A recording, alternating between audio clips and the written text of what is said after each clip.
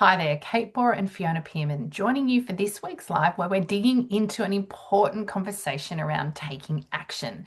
This has been critical for our work. It's one of our core fundamental philosophies that the act of confidence comes before the feeling of confidence.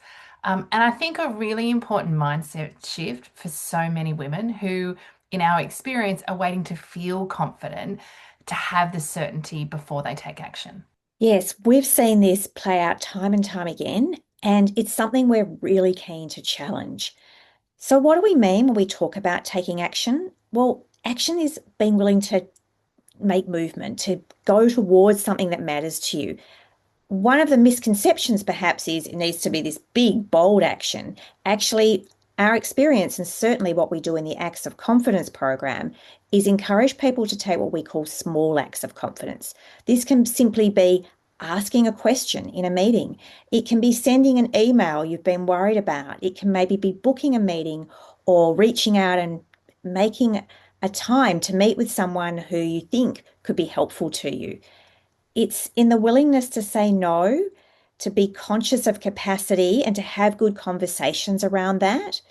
And it can be, the ways in which we're prepared to have difficult conversations. The things that we're avoiding, the actions we're avoiding are often good clues about what needs to change. And I think the other big one, Kate, that we see very frequently is avoiding or circling around making a decision.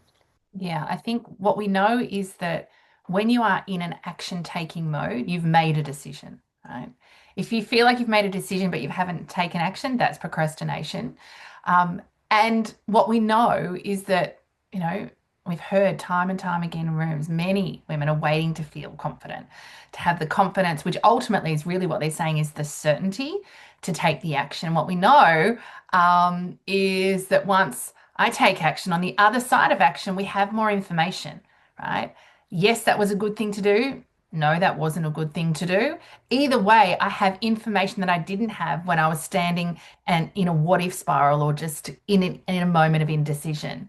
And so, what we know is that the action taking creates certainty.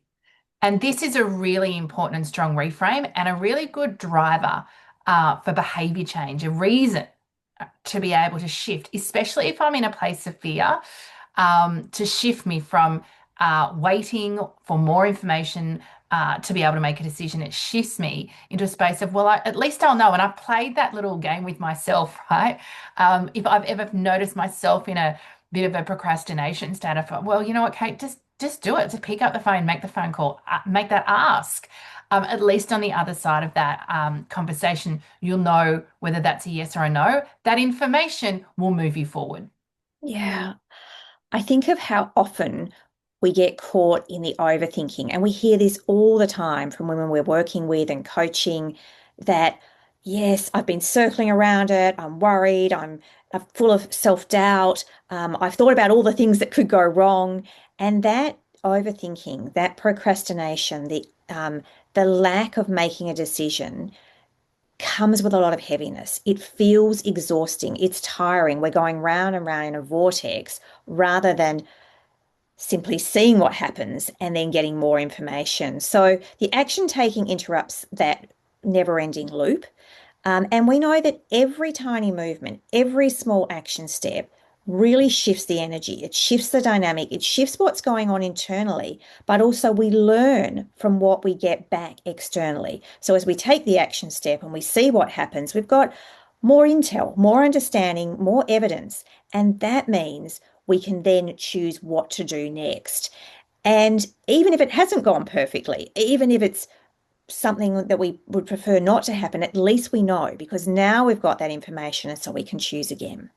Yeah, I think another critical part of philosophy of our work is really to start small, taking small acts of confidence. It's one of the premises that we talk about weekly in the Acts of Confidence group coaching program. But that our ability to move that one step, I always say, what's step one? You don't need to see, right? Know the full recipe or see the full staircase of what is required in order to achieve something. We just need to start at step one. And so taking those small acts of confidence is a really powerful way to shift you out of states. We're going to leave it there. If you've enjoyed today's confidence conversation, we'd love to hear from you. If you know someone in your world who could benefit from this conversation around taking action, please share this video with them.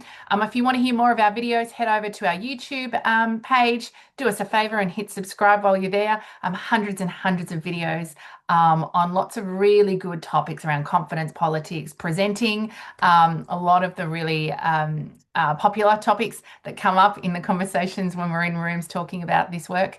And if you'd like to go deeper with your relationship with Core Confidence, visit our website, coreconfidence.com.au. Thanks for tuning in today. Don't forget to hit subscribe on your YouTube channel for more insights on confidence, leadership, and complex work environments. We drop new videos regularly and we'd love to share them with you.